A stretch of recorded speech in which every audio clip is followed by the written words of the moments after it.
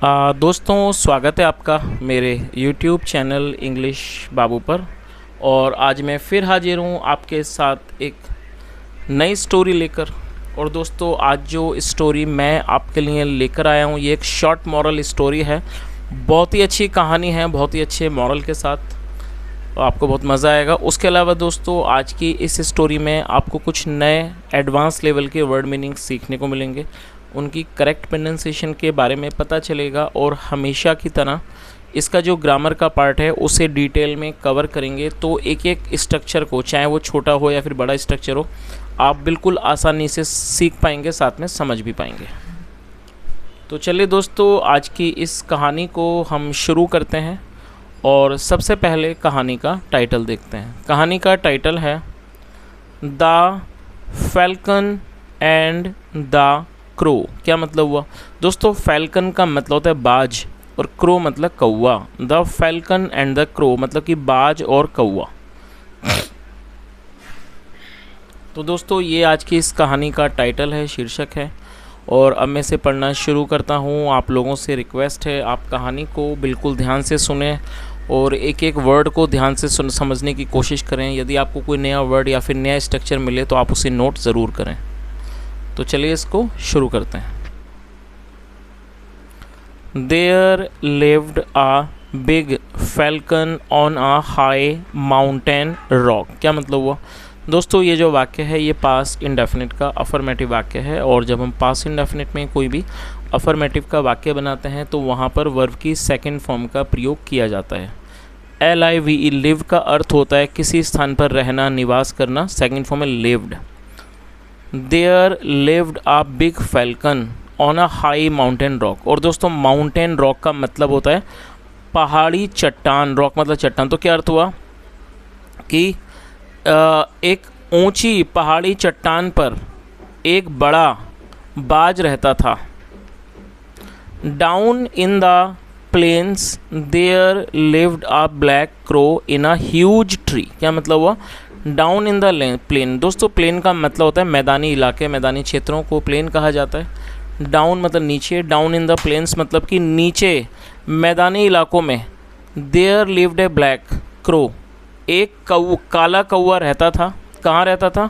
In a huge tree. Huge मतलब बड़ा, विशाल। एक बड़े पेड़ पर एक काला कौवा रहता था।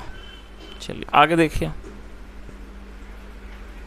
One day the falcon swooped down upon a rabbit on the ground। क्या मतलब हुआ दोस्तों? ये भी पास्ट इंडेफिनिट का अफर्मेटिव वाक्य है जहाँ पर वर्ब की सेकंड फॉर्म का प्रयोग किया जाता है। उसके अलावा आप इस वर्ड की मीनिंग को नोट कर लीजिए। देखिए, SOOP, सूप का मतलब होता है झपट्टा मारना, और या कह सकते हैं इसको झूला झूलते हुए नीचे उतरना। जब देखिए कोई ऐसा पक्षी वगैरह ऊपर से नीचे झपटता हुआ आता है तो उसको सूप कहा जाता है, मतलब कि ऊपर से नीचे उतरना झपट्टा मारते हुए।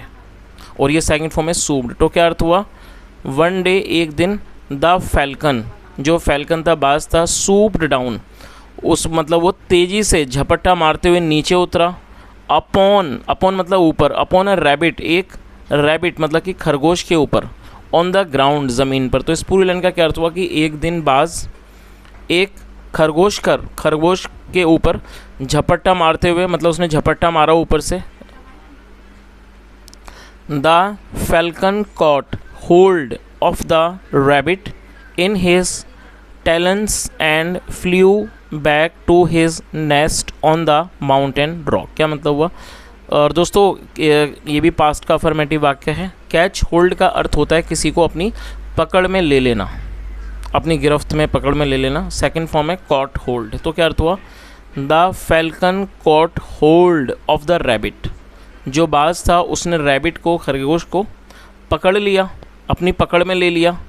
कैसे? इन हिज टैलेंस। दोस्तों, टैलेंस का मतलब होता है जो पक्षियों के घुमावदार तीखे पंजे होते हैं जिसको वो इस्तेमाल करते हैं कई बार किसी चीज़ को काटने के लिए या पकड़ने के लिए, उसे टैलेंस कहा जाता है। तो क्या अर्थ हुआ कि जो फैल्कन था, बाज था, उसने रैबिट को, मतलब कि खरगोश को, अपने पंजों में जकड़ लिया। एंड फ्लू बैक, और वो वापस उड़ गया। फ्लाई की सेकंड फॉर्म में फ्लू, एंड फ्लू बैक, और वो वापस उड़ गया। कहाँ पे वापस उड़ गया? टू हिज नेस्ट, अपने घोंसले में, ऑन द माउंटेन रॉक, मतलब जो उसका माउंटेन रॉक मतलब कि पहाड़ी चट्टान पर जो उसका घोंसला था वो वहाँ वापस उड़कर चला गया। चलिए आगे देखिए।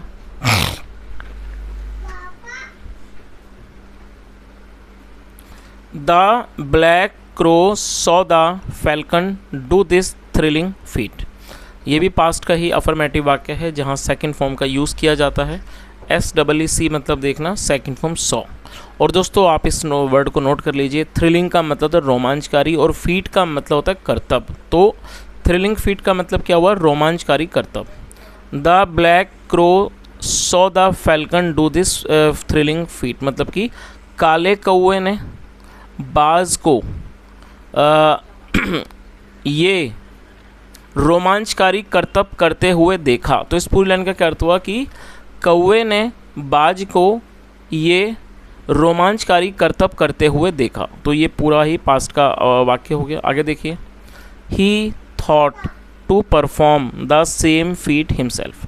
दोस्तों ये भी पास्ट का ही अफर्मेटिव वाक्य है। थिंक मतलब सोचना, second from thought. He thought उसने सोचा, टू परफॉर्म, परफॉर्म मतलब करना, करने की सोची, द सेम फीट वही करतब, हिमसेल्फ अपने आप। तो इस पूरी लाइन का क्या अर्थ हुआ? He thought to perform the same feat himself मतलब उसने खुद इस करतब को करने के बारे में सोचा।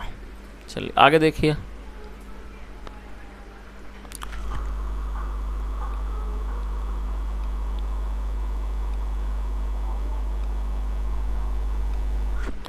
What a fun it was to watch the falcon pick up the rabbit from the ground। क्या अर्थ हुआ? What a fun it was मतलब ये कितने मज़ेदार चीज़ थी।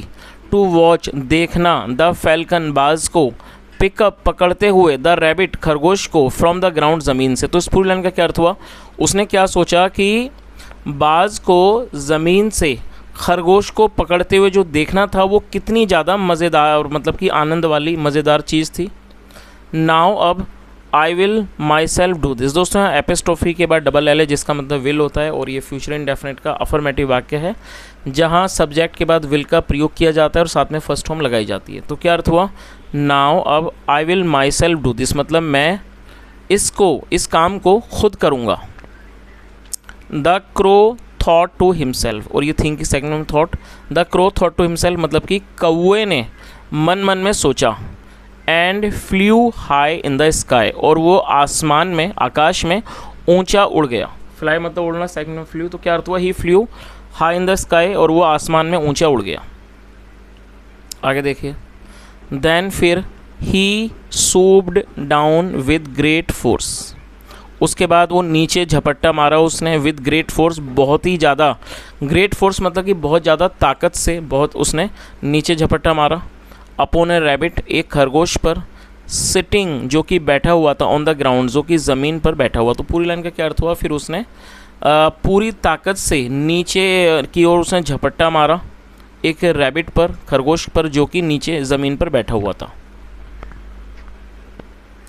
But his swoop was not correctly aimed. Aim का मतलब होता है निशाना लगाना, निशाना साधना, सेकंड फॉर्म एड। तो क्या अर्थ हुआ? लेकिन जो उसका सूप था, जो उसका ये झपट्टा था, वॉज नॉट करेक्टली एम्ड वो सही से, करेक्टली मतलब वो ठीक से, वो सधा हुआ नहीं था मतलब वो ठीक से उसका निशाना सधा हुआ नहीं था। And instead of catching the rabbit, instead मतलब बजाय, और खरगोश को पकड़ने की बजाय, ही डैश, डैश मतलब टकराना, वो टकरा गया अगेंस्ट ए हैवी रॉक, एक हैवी मतलब एक बहुत बड़ी चट्टान से वो टकरा गया। तो इस पूरी लाइन का क्या अर्थ हुआ कि उसका जो झपट्टा था वो बिल्कुल सही सधा हुआ नहीं था, इसलिए खरगोश से को पकड़ने की बजाय वो एक मतलब एक भारी चट्टान से टकरा गया। हिज हैड क्रैक, क्रैक का मतलब होता है फट जाना, second from cracked. His had cracked जो उसका सर था वो फट गया। And died on the spot, और ये डाई का अर्थ होता है मरना, मृत्यु होना, second from died. And died on the spot, तो इस पूरी लाइन का क्या अर्थ हुआ? His had cracked and died on the spot मतलब उसका सर फट गया और वो उसी जगह पर उसकी मृत्यु हो गई। चलिए दोस्तों अब इस कहानी का जो मॉरल है वो भी हम एक बार देख लेते हैं। क्या इसका मॉरल है?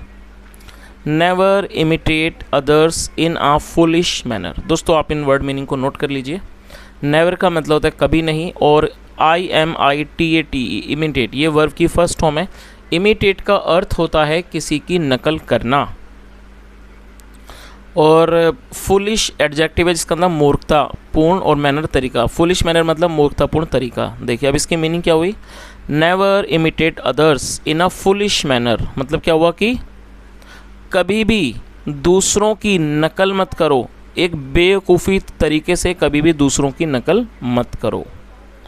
तो दोस्तों ये आज का एक मतलब छोटी सी एक स्टोरी थी अच्छे से मॉरल के साथ। जैसा हमने इस कहानी में देखा कि जो कौवा था उसने सिर्फ मूर्खतापूर्ण तरीके से बाज़ की नकल की और उसने अपने प्राण गंवा दिए। तो कहीं ना कहीं ये जो स्टोरी है वो हमें यही सिखाती है कि जब हम किसी की नकल करें तो नकल हम जब भी करें तो ऐसा नहीं है कि उसको मूर्खतापूर्ण तरीके से ही करें। तो दोस्तों ये आज की एक छोटी सी स्टोरी थी। And if you really enjoyed this session, it's my request, kindly like this video and subscribe the channel if you have not subscribed yet. And apart from this, if you really like or if you really enjoyed this video, so try to share this video with your friends, with your family members. And apart from this, if you have any feedback for my channel or for me, you are more than welcome. You can just go to the comment section and you can leave your feedback, your suggestions, your valuable suggestions, you can leave them over there. And most of the time whenever I get any comment, I just try to respond that, but sometime because of the time problem I'm not able to respond, but I try to respond. So still you must try to share your feedback with me. Whenever you have any type of suggestions, just share with me, because whenever you give me any feedback or any suggestion, I always try to implement that in the next video, so that I can improve the quality of my videos. So that it can be more fruitful, it can be more beneficial for you. So it's my request, guys, do not hesitate. If you want to give any type of feedback, any suggestions, you are very welcome. You can just write your feedback in the comment section. Thank you so much for listening. Have a nice day and bye.